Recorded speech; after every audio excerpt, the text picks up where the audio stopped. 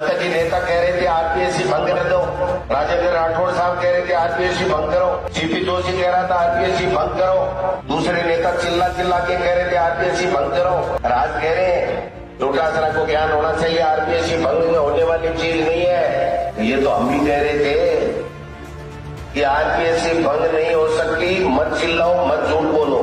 जो 615 लोग गिरफ्तार है ना, तो कांग्रेस पार्टी ने किए, इनकी ईडी ने नहीं किए, इनकी एजेंसियों ने नहीं किए। आज बाबूलाल कटारा अंदर बैठा है तो हमारी सरकार ने पकड़ा, हमारी सरकार ने अंदर किया है। अगर रीट की एग्जाम की पेपर आउट हुआ तो सलाखों के अंदर कांग्रेस की सरकार की पुलिस ने, हमारी सरकार ने अंदर किया, इन्होंने अंदर नहीं किया। माहौल बनाया पूरे राजस्थान में, पेपर लीक होगो, भ्रष्टाचार होगो, अपराध होगा। आपने देखा साधुओं की हत्या हो रही है, नाबालिग बच्चियों के साथ रेप हो रहे हैं, जेलें लूटी जा रही हैं। ये 2 महीने का इतिहास है। भ्रष्टाचार में आईएएस पकड़ा जा रहा है, रोजाना के रोजाना भ्रष्टाचार की बाढ़ आ गई है। और ये जो अवैध खनन के नाम से जो ये अभियान चला रहे हैं ना, ये आगे सबसे बड़ा भ्रष्टाचार करने की इनकी कार्य योजना का हिस्सा है। आज जितने भी जायज काम करते हैं मोदी जी के यहां, नीमका थाना में माइनिंग है, इधर दातारामगढ़ में भी है, ईमानदारी से काम करने वाले लोग हैं, वो सब ये कह रहे हैं हम सबको तो बेईमान बता दिया, हमारे ट्रैक्टर पकड़ रहे किसान के, हमारे को बजरी नहीं लाने दे रहे, हमको रोड़ी नहीं लाने दे रहे, सारे चिल्ला रहे, काम बंद करके बैठे हैं, मजदूरों को काम नहीं मिल रहा है, लोगों को रोजगार नहीं मिल रहा है। और ये भारतीय जनता पार्टी की सरकार में बैठे हुए लोग इस अवैध खनन की रोक के अभियान के नाम से चोट वसूली का काम कर रहे हैं और आगे भ्रष्टाचार करने का एजेंडा सेट करने का काम कर रहे हैं। संवाद कार्यक्रम में हमारे बीच में हमारे प्रभारी परम आदरणीय सुखजिंदर रंधावा साहब, हमारे बीच में नवमनोनीत हमारे नेता प्रतिपक्ष सम्माननीय टीकाराम जी जूली साहब, आप दोनों का हम सब की ओर से, पूरे सीकर जिले की कांग्रेस की ओर से हार्दिक स्वागत और अभिनंदन। मैं जिलाध्यक्ष जी को भी और हमारे प्रदेश कांग्रेस कमेटी के प्रभारीगण को भी धन्यवाद देना चाहता हूं कि उन्होंने बहुत ही शानदार कार्यक्रम किया, सब लोगों को बुलाया, सब लोग पधारे। समय अभाव के कारण से, क्योंकि आज 2 जगह है, एक झुंझुनू भी है और फिर रंधावा साहब को चंडीगढ़ जाना है, टीकाराम जूली साहब को वापिस जयपुर पहुंचना है। हमेशा एक होता था, लेकिन आज 2 होने की वजह से, थोड़ा समय अभाव होने के कारण से, जो मंच पे हमारे जितने भी नेता हैं वो बहुत अच्छा बोलते हैं, लेकिन उनको हम नहीं बुला पाए। इसके लिए मैं खुद उनसे माफी चाहता हूं कि हम सब लोग एक कैटेगरी बना करके ही हमने इस कार्यक्रम को आगे बढ़ाने का निर्णय लिया। मैं समझता हूं कि आज का कार्यक्रम सीकर जिले के लिए, सीकर लोकसभा क्षेत्र के लिए, माफ करना, मील का पत्थर साबित होगा। आने वाले समय में रंधावा साहब आपकी झोली में सीकर लोकसभा की सीट कांग्रेस को डाल करके हम देंगे, क्योंकि जिस आत्मीयता से, जिस ईमानदारी से और जिस अनुशासन के साथ में सब नेताओं ने अपनी बात कही और सब नेताओं ने मंच के निर्देश को माना, आपके निर्देश को माना, मैं समझता हूं कि ये एक बहुत बड़ी बात है, जिसकी बार बार बात चलती है कांग्रेस में अनुशासन की। उस सीकर जिले ने आज 100 में से 100 नंबर आपके यहां लिए हैं। मैं इनको सबको धन्यवाद देना चाहता हूं कि जिन्होंने वास्तव में बहुत अच्छे तरीके से कार्यक्रम को आगे बढ़ाया। ज्यादा लंबी चौड़ी बात को नहीं करनी, 2-4 बात करांगा, 10 मिनट 15 मिनट ज्यादा से ज्यादा मैं बोलूंगा, फिर रंधावा साहब ने फिर सुनो और फिर माने झुंझुनू जाना पड़ेगा। सीकर जिला रंधावा साहब वो जिला है जहां पर कांग्रेस कभी कमजोर नहीं है, कभी कमजोर नहीं। तो 2 बार तो अब आप तो गेट पास मिलो ना, 2 बार पिछला तो मोदी जी गेट पास दे रहा, लोकसभा की टिकट थोड़ी। और 20 से पहली भी अगर 3 बार लोकसभा में बीजेपी नहीं जीत पाई तो भी कांग्रेस के कार्यकर्ताओं को कोई दोष को नहीं, अगर कोई दोष है तो मान्यता को है कि मैं एक साथ एकजुट हुई और वो काम को नहीं कर सकिया जिसे 88 भारतीय जनता पार्टी का सांसद जीतगा, नहीं तो कांग्रेस ही कांग्रेस है और हमेशा कांग्रेस जीतती है। आज भी अगर राजस्थान में सबसे अच्छा प्रदर्शन कहीं पूरे राजस्थान में है तो वो शेखावाटी है, जिसने शिकस्त दी। अच्छी सीटें देने के बावजूद भी हम राज पे नहीं आ पाए। 39% वोट पूरे राजस्थान में लिए, थोड़े 1.5-2% कम रह गए। 15-20 सीटें और आ जाती तो ये नजारा दूसरा होता। ये पर्ची से मुख्यमंत्री नहीं जन्मता, आप चाहते वो मुख्यमंत्री बनता। मेरा सौभाग्य है कि मैं एनएसयूआई का कार्यकर्ता, यूथ कांग्रेस और फिर चौधरी नारायण सिंह जी ने, जिन्होंने हाथ पकड़ करके मुझे आगे बढ़ाया, प्रधान बनाया और उसके बाद में आप सबके आशीर्वाद से मुझे मौका मिला। आज प्रदेश अध्यक्ष के पद का दायित्व है। ये कोई छोटी बात नहीं है।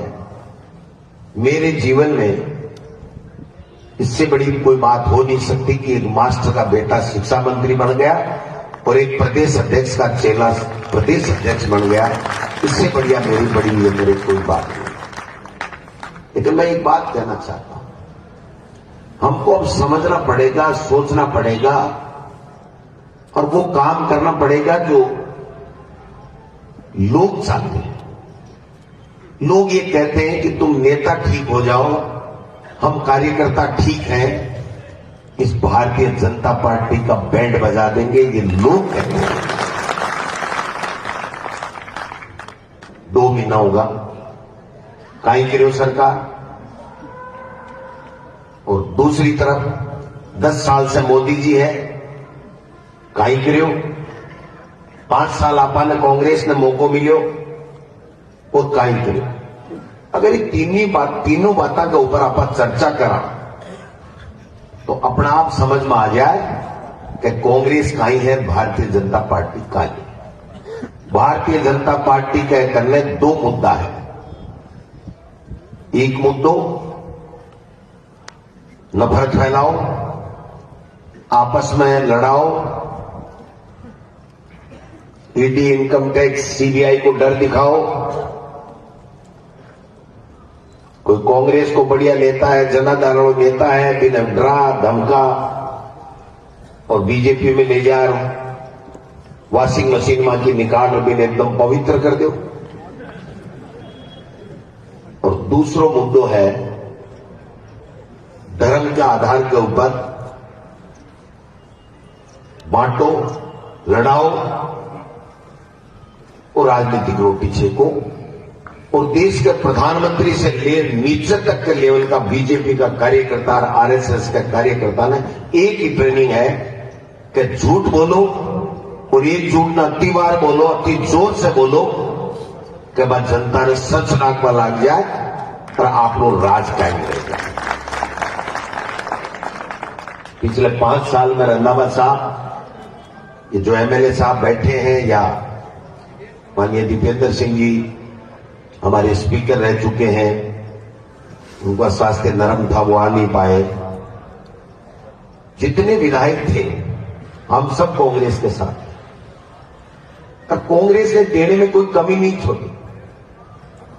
उससे पहले भी 5 साल राज मिला था, पारिक साहब मंत्री थे,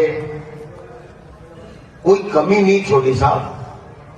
आपके चंडीगढ़ का सेक्रेटेरिएट है, वैसे तो हमारे नगर परिषद की बिल्डिंग है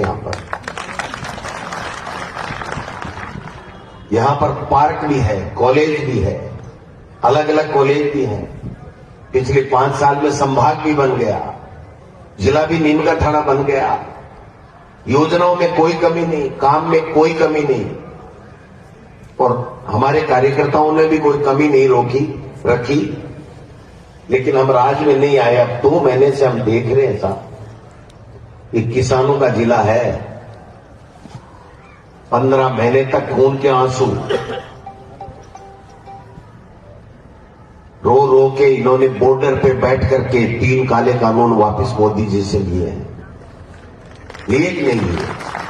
नीमका थाना के लोग बॉर्डर पे बैठते हैं, सब लोग वहां गए। आज यहां का राजस्थान सरकार का कृषि मंत्री डॉक्टर किरोड़ी मीणा ये कहते हो कि किसान की आदत खराब हो गई है, वो लोन लेता है, चुकाता नहीं है, उसको लोन नहीं मिलना चाहिए। इससे बड़ी शर्म की बात कोई हो नहीं सकती। एक राजस्थान का चिकित्सा मंत्री ये कहता है कि 25 लाख का इलाज हो रहा था, वो फर्जी और बोगस योजना है, वो योजना बंद होनी चाहिए। इससे बड़ी शर्म की बात कोई हो नहीं सकती। आज जो हमने मेहनत करके सब लोगों ने यहां पर सीकर में और अपने अपने विधानसभा क्षेत्र में जितने प्रोजेक्ट चालू कराए, आज वो सारे के सारे प्रोजेक्ट बंद कर दिए गए हैं। आज हमारे यहां मिनी सेक्रेटेरिएट बन रहा था, बंद कर दिया। हमारे यहां नवलगढ़ रोड का पुलिया बन रहा था, बंद कर दिया। हमारे यहां बाईपास बन रही थी, बंद कर दिया। 1900 करोड़ रुपए के प्रोजेक्ट इस सीकर, झुंझुनू और चूरू के बंद कर दिए। 1900 करोड़ रुपए के प्रोजेक्ट किसको कहें, किससे बात करें? विधानसभा में हाल देखा आपने, जब सवाल दागने लगे तो मैं करने लग गए। एक मंत्री का जवाब नहीं।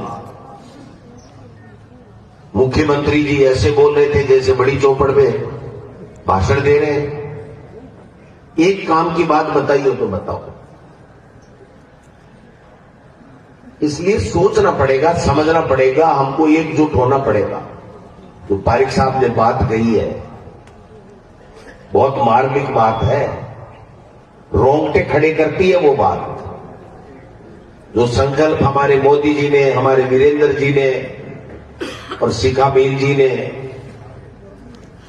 और बाकी तमाम नेताओं ने यहां संकल्प लिया है, ये संकल्प हम अकेले नेताओं का नहीं है, ये पूरी कांग्रेस का संकल्प है कि हम यहां से लोकसभा जिता करके देते। माहौल बनाया पूरे राजस्थान में, पेपर लीक होगा, भ्रष्टाचार होगा, अपराध होगा। आपने देखा साधुओं की हत्या हो रही है, नाबालिग बच्चियों के साथ रेप हो रहे हैं, जेलें लूटी जा रही हैं। ये 2 महीने का इतिहास है इनका। भ्रष्टाचार में आईएएस पकड़ा जा रहा है, रोजाना के रोजाना भ्रष्टाचार की बाढ़ आ गई है। और ये जो अवैध खनन के नाम से जो ये अभियान चला रहे हैं ना, ये आगे सबसे बड़ा भ्रष्टाचार करने की इनकी कार्य योजना का हिस्सा है। आज जितने भी जायज काम करते हैं मोदी जी के यहां, नीमका थाना में माइनिंग है, इधर दातारामगढ़ में भी है, वहां पर जो ईमानदारी से काम करने वाले लोग हैं वो सब ये कह रहे हम सबको तो बेईमान बता दिया, हमारे ट्रैक्टर पकड़ रहे किसान के, हमारे को बजरी नहीं लाने दे रहे, हमको रोड़ी नहीं लाने दे रहे, सारे के सारे चिल्ला रहे, काम बंद करके बैठे हैं, मजदूरों को काम नहीं मिल रहा है, लोगों को रोजगार नहीं मिल रहा है। और ये भारतीय जनता पार्टी की सरकार में बैठे हुए लोग इस अवैध खनन की रोक के अभियान के नाम से चोट वसूली का काम कर रहे हैं और आगे भ्रष्टाचार करने का एजेंडा सेट करने का काम कर रहे हैं। अभियान क्या, आप तो परमानेंट ही रखो ना, अवैध काम होना ही नहीं चाहिए। कितना पेपर लीक का हल्ला किया, कितना हल्ला किया। आज राजस्थान राज्य ऐसा राज्य है जहां पर हमारी कांग्रेस की सरकार ने पेपर लीक करने वालों के खिलाफ हिंदुस्तान में सबसे पहले कड़ा कानून बनाया, जो आज तक के इतिहास में न हुआ और ना हो। कल केंद्र की सरकार ने पेपर लीक का कानून बनाया, तो भाई हम तो यही कह रहे थे